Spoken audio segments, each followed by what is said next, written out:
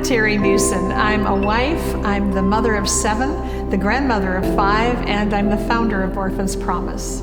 I had a mom who was very, very caring of other people. She knew there were children in my class specifically that I remember who came from very poor families in the country, and she would send in bags of clothes that we were no longer wearing, and she would say to me, give this to the teacher for this child, but don't say anything to the child about it. At the time, I don't think I had the big picture of all of that, but you know, one of the things that it really stirred inside of me was that there were children who didn't have what I had. I had this feeling that I needed to do something that mattered. In 1973, I was Miss America, and that was an amazing door opener. I got to a certain place. I certainly wasn't a star or anything like that, but I got to a place where I realized I was on my way to the top of a mountain that didn't have anything at the top of the mountain.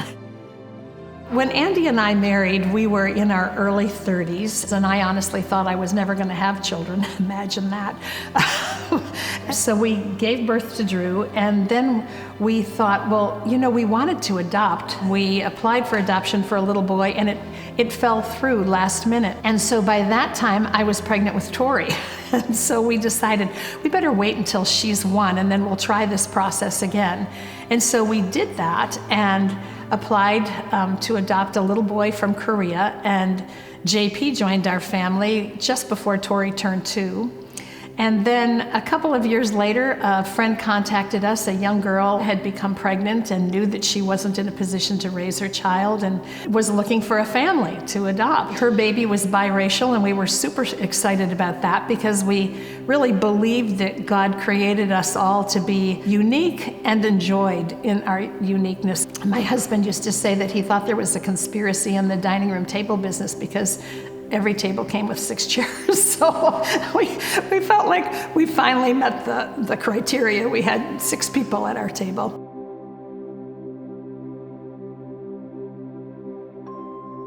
I was working on a show at the Christian Broadcasting Network, and we had a general interest story that the executive producer had booked. It was a friend of hers. She and her husband were going to Ukraine to adopt an older child. And we said, when you get your child, come on back. We'd like to meet her. We'd like to hear how the whole process went. And so when they came back with the little girl, we had our production meeting ahead of the show. And I said to the executive producer, I'm dying to hear what this woman has to say about how this works. I mean, how do you go get an older child? Do they line them up along the wall and you say, I'll take number 15? Or, I mean, how does that work? I just couldn't even imagine such a thing. When they got there, the orphanage director said, I have 3 sisters I'd like you to look at. And they said, 3, we came for 1. And we only have the ability to take 2. So the orphanage director excused herself for a moment and came back and said, well, the oldest sister said she'll stay behind so her younger sisters can have a family. And I'm thinking to myself, what kind of a child does that? I mean, who says, I'll stay behind so my sisters can have a family? The mother heart in me at this point is like totally stunned. And we meet the lady. They didn't take the 2 girls. They said, we came for 1, we're taking 1. So we met the little girl, we met her family. But I couldn't get these 3 kids out of my mind. And so I started to pray that God would send a family to get them. Not my family, a family to go get them. I just got this strange, stirring feeling inside of me, and I thought, no, that can't be right. This has to be a hormonal moment. And so I started thinking, God, could it be possible that you're asking us to go get these girls? Well, I had told my husband the story of the 3 girls 2 weeks before. We're driving somewhere, and I said, I have something I need to ask you, and I just need you to not interrupt me till I get to the end of this. So I tell him the whole thing and just said, I think we're supposed to go get these girls. And I look over, and he's just kind of smiling as he's driving, and he said, I knew you were going to ask me that 2 weeks ago when you told me this story. He said to me, you know what, I think we just pursue this. If God is in it, the lights will be green and the doors will open. And so one night we sat down as a family shortly thereafter, and we talked to them about the 3 girls and their need. The room got very quiet when we said, we think we're supposed to go adopt these girls and make them part of our family. None of us understood the challenges that would be a part of this. My daughter cried, and yet, because she and I had very tight relationships, she was the only girl, and so bringing in 3 sisters was going to change her life the most. And yet she said to me at the time, I know that my tears are selfish tears, and so just let me cry and go get them. Well, we were in Ukraine for almost a month, and so every day our routine was we would get up and have breakfast, go to the orphanage, spend the day with the girls. As we got in the van and we were driving away, of course all the kids come to say goodbye to their friends, and they're getting in a car, and I look back and I see all these little noses pressed up against windows. And I know that what they're saying is, when is somebody coming for me? In the process of all of that, I came to understand some statistics. Less than 1% of them were going to get adopted. And you just wind up saying, so what happens to all of those kids? And so we started talking about doing School of Life, and it would be English classes, computer classes, everything from how do I cook my own meals, how do I iron a shirt, how do I save money, and who is God?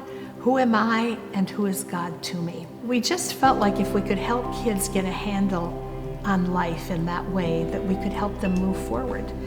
And so that's what we began to pursue, and we did it in Kiev first, and then we went right down to Berdansk, where our girls are from, and we opened a center there so that their friends who weren't going to be adopted could come to this place before they even aged out on their free time, and then when they aged out could find a place.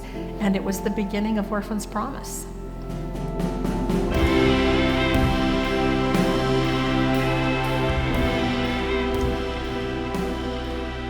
Over the next 15 years, Orphan Promise grew to 61 countries, having a daily impact on over 100,000 children.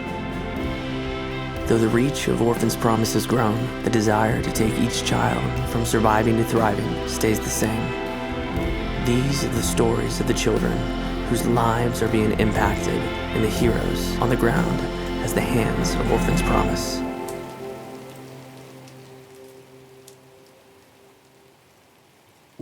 On Sundays, we didn't have adults coming to church. All we could see were little children coming to church, and somehow that was a little bit discouraging to us, because maybe we thought the adults should come. But later on, we felt God telling us He called us here because of the children. Because many times after the worship service, the children will follow us, and they will tell us that they had gone for several days without meals.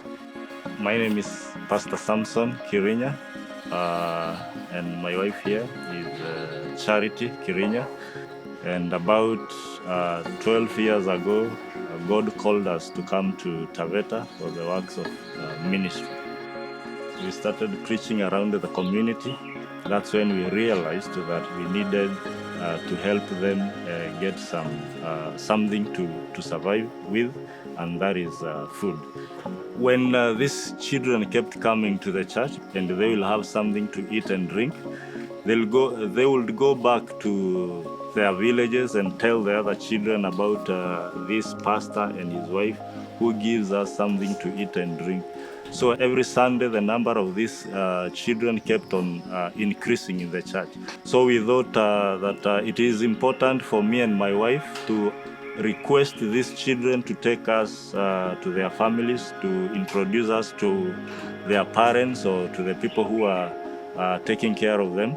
And so when we visited their families, we realized some of the children didn't have a father or a mother in their homes. They were just living by themselves. My name is Irene Miheso. I'm 19 years old. Yeah, I'm the firstborn of this family. As a firstborn, I do cook for them. I do wash their clothes. I take care of them. I make sure everyone has gone to school. Yeah, I'm like their parents.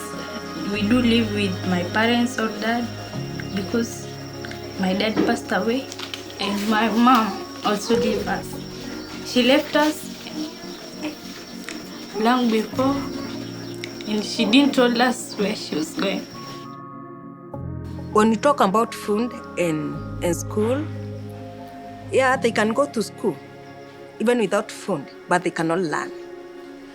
So, yeah, they're schooling but not learning. And they are performing poorly because of anger and because of they don't have school uniform, they don't have books. But when they come to TCA, they know every Saturday and Sunday there's feeding program, and we make sure they are fed. And when they are fed, they are kept in school and they learn. We buy them uniform, they get books, and they get food. So we've seen even some, like those that we started with, some have even graduated from universities. Some they are in good jobs, some are in colleges, and we've seen a change in them. Sometimes we go to school, we have to be chased away to go and fetch the school fees. So pastor has to go and speak on our behalf so that we can be allowed to continue with our studies. Before we started partnering with the Orphan Promise, we had so many challenges trying to help these kids. The willingness to help the children, feed them, take them to school was there in us, but the ability to do that was very limited for us. Since we started partnering with the Orphan Promise, the cases of malnutrition that was there with the children have been eradicated because the children have been getting balanced diet meals since we started paying their school fees and providing the learning materials to them through the Orphan Promise support. There has not been a single child who has dropped out of school. There is a lot of renewed hope amongst the children we have, and we thank God because of the far He has taken us.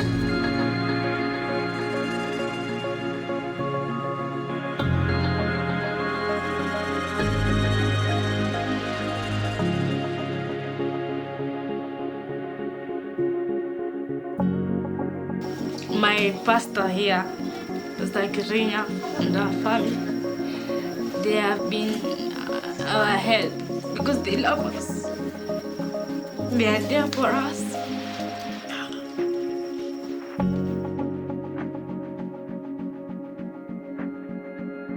Feeding is one of the most important needs of a child, because if a child is hungry, a child cannot learn.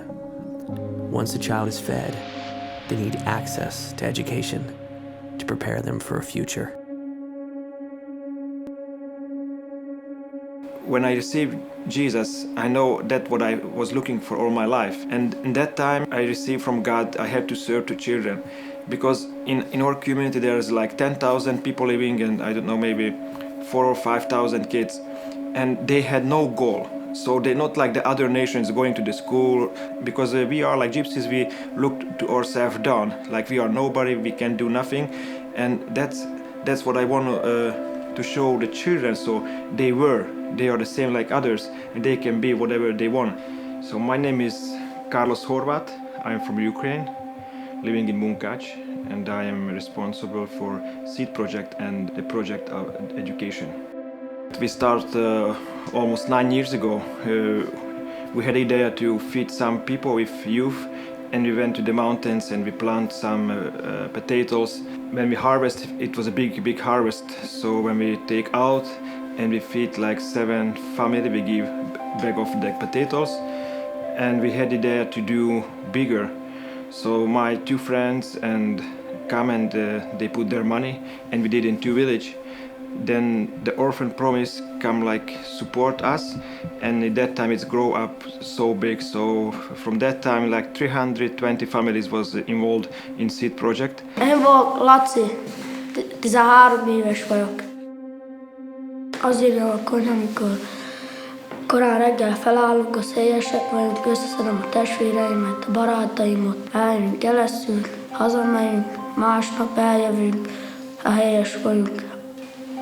Mikor eljövök konyhára, most bejövök, azt beszélek valami, Isten szaváról, hogy kell őket hallgatni, szolgálni, akkor is ez a tanítás meg azért jó, mert tanítnak minket, tanítnak az Isten szavára mindenre, hirdetni, ongorázni, gitározni, tanítni, gyülekezetet, minden. We was feeding them, and the kids grow up and they went to the world and they live the same life they lived before or their fathers. So really we recognize we growing up the Steelers and then they went to the jail and everything. So God gave us a vision to not just give them food but help them to study, and really we like to help them to know God. So like 10 years we are start to teach the kids not just feeding but start to teach read and write, and in the way we open the art school because we recognize the Gypsy nation had a very gifted about the music and the arts, and when we opened really after 1 month there was like 5 or 7 kids who was like immediately they know how to draw and they draw a very nice paints, and we start to sell them, and that's way we support their life because many kids before they went to the garbage place they try to find the metal and sell, and they can give some income to the family, but that way so they see they can earn money not just going to the garbage or collecting metal, but they can earn if they are drawing. So we try to teach and give them really like a rope to catch a fish, not just give a fish for them. We had a different area where we were working. We had an art school, we had a box, dance group, and a music school and education program. The box is one of my favorite.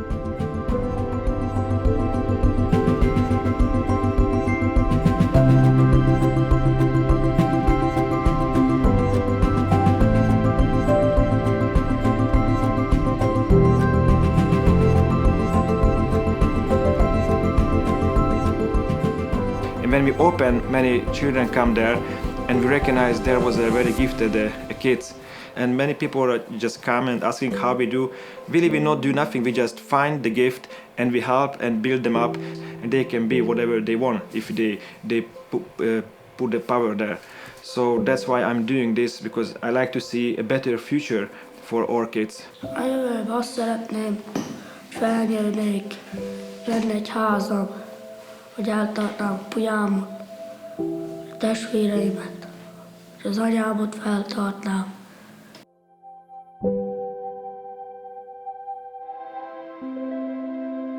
An education gives you more than knowledge. It gives you a purpose, and it gives you hope. A hope that spreads and plants seeds within families for generations. I grew up in a children's home when I was a kid, and sometimes I wonder if my story and my life would have been different if my mom could have the support of a community like this that Back to Back is doing here. Sometimes I just wonder if we had stayed together, you know, me and my brothers and my sisters, and if we were able to overcome those financial and emotional challenges that we had. My name is Rodolfo. I'm the site director here in Cancun, Mexico. We come alongside with the family and work in the areas that they have needs. We always approach it in a holistic way. We always go on the spiritual side, we go on the physical side, we go on the emotional side. And honestly, the more we learn about the families, the more we work with the families, we are realizing that we are the ones that are teaching their kids, we're the ones that we are prepping a meal for the kids, we're the ones that are being the support for the family. But what would happen if we leave? And that has really challenged us in the sense of we have to work in the foundation of the family. And that foundation of the family is the mom and the dad. Me llamo Mónica. Nos quedamos mis hermanos y yo, y desde ese entonces nos gustó, y cada sábado se hacían clases, y pues nosotros siempre esperábamos, ya va a ser sábado, ya quiero ir. Y pues y mi mamá, como siempre decía, ustedes qué tanto hacen ahí que les encanta ir, que esperan con ansias sábado. Y pues un día mi mamá la invitaron a quedarse a la clase de mamás, y pues me dice mi mamá que ahí vio cómo personas de otro lado nos abrazan, nos dan amor y hay cariño, y pues por eso nos gustaba venir a nosotros. You know, you just can't come to somebody and tell them this is the best way, this is what you're supposed to be doing. It just doesn't work. You have to show them what it is, you know. And I think that's what we're trying to do when we bring their kids into our program. The way we love them, the way that we care for their needs, the way that we listen to them, the way that we connect to them, that's the way that we want their mom and their dad. Pues cuando una familia está junta, nos contamos todo, convivimos, y pues se siente la vibra de que hay amor y de que ahí puedes ser tú único.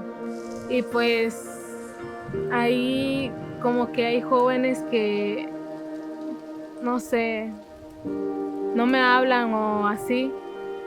Y también hubieron personas que fuera de la iglesia que me criticaban, que decían, como soy flaquita, me criticaban, que me decían, eres un palo, no sé, algo así por el estilo. Y pues creo que eso me afectó mucho, que llegué a decir que soy fea, que no valgo nada.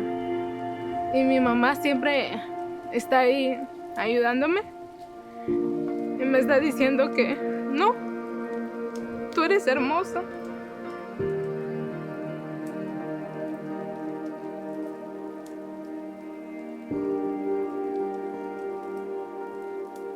My hope for the future generation of the kids that come out of this community, that they will love their family, that if they're a man, they will not walk away from their family,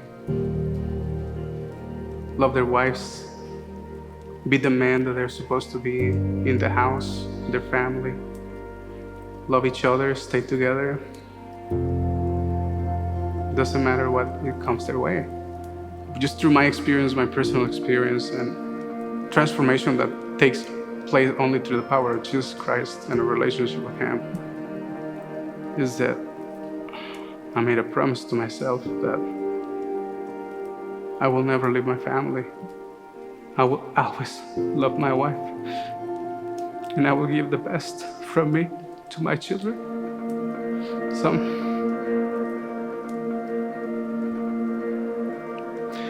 That's my hope for the families here, for the future generation of men and women that we are raising now. So, Building strong families lead to building strong communities.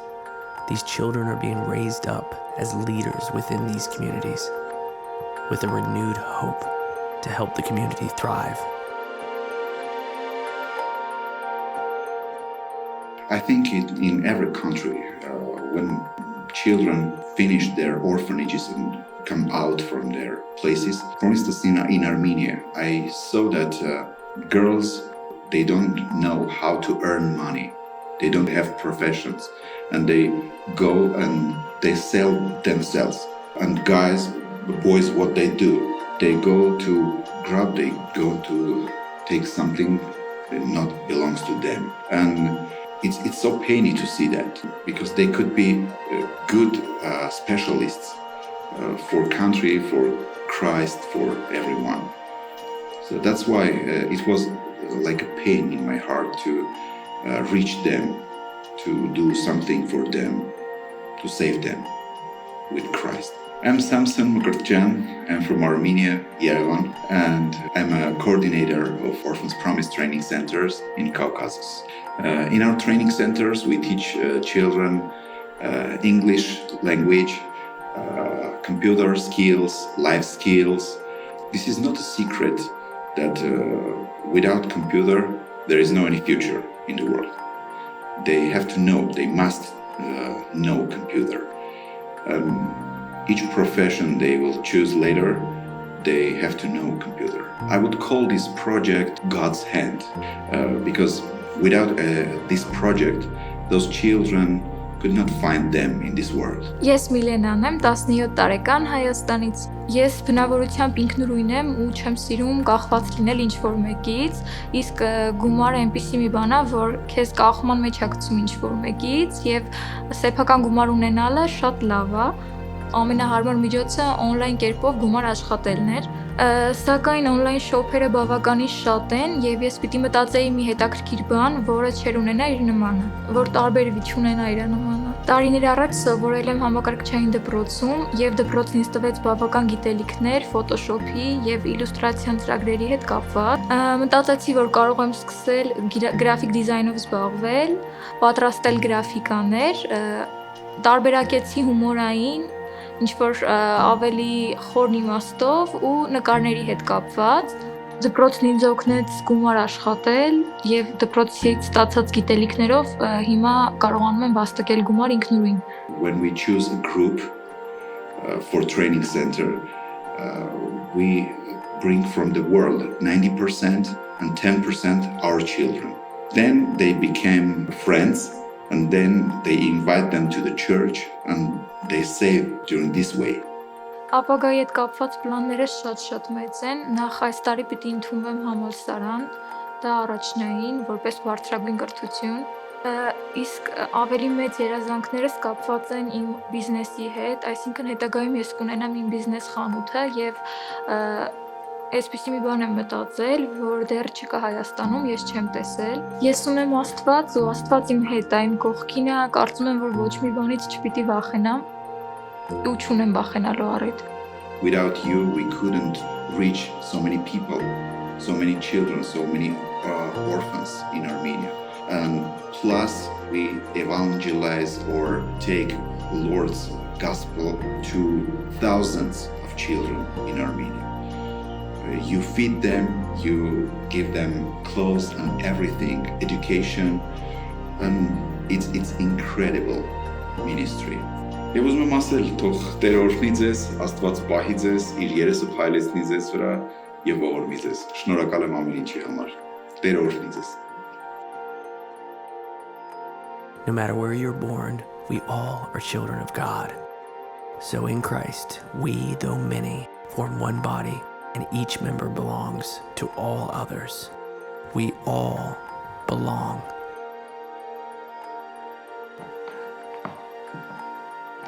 Do I know you? This is Drew Friedrich. He's the director of marketing for Orphan Promise, and he's my oldest son. Anytime you're working with kids from broken backgrounds, it's a hard thing, but you know, it's the hard things that are worth doing. And I think that's what God calls us to do. And so that's why it's easy for us to get up and go to work every day, is there's challenges, there's frustrations, there's obstacles, but it's worth doing it. And so I think we all kind of dive in, and that's why our donors get on board, and that's why our families care about what we do, because they know the work matters. It's like you feel like you have not just it's the ability to get up and make a difference with a need. You have the privilege of being able to be used to make a difference. And that's a great motivator to me. It is. I mean, I think it's the passion that we all share. You know, we're now a pyramid of people, and every person has that passion to make a difference, but also that sense of privilege in doing it. We know what it means for a child to belong, and so I think we've created that environment in our own workforce to say, hey, this is a family environment where you can share your struggles, you can be honest. We're going to pray for each other, we're going to lift each other up, we're going to encourage one another, and together we're going to embrace that calling and go make a difference. There's 143 million, right? And 1% will ever be adopted, but what happens to those 99%?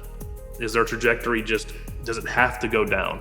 Can they succeed? Can they thrive? And I think for us, we've seen firsthand, we've got story after story of, we invested in this kid's life. We can name him, we can shake his hand, put our arm around him, we can tell you who it is. We invested in this life, and that trajectory changed from this direction to here. And this kid is thriving, has a career, has a family, has children of their own, and that is a legacy. And I think the longer we're around, the more of those stories we'll see. And so my challenge that I think about all the time is, this is not a short-term investment. We're 15 years in, we've put a lot of time and effort and energy, and the Lord's really brought us a long way. And I'm not ready to see that stop or even slow down. And so I want to see us really grow and reach a generation who's passionate about helping kids, passionate about helping the hurting and the broken and the lost. And I think this generation is. I do too. I just don't know that they know about us yet. So that's what I'm hoping this will accomplish, is that they'll hear about us, they'll see the kind of deep work that we're doing, they'll catch your vision that God gave you many years ago, and that this God adventure is really only just beginning. We've got a lot of runway ahead of us.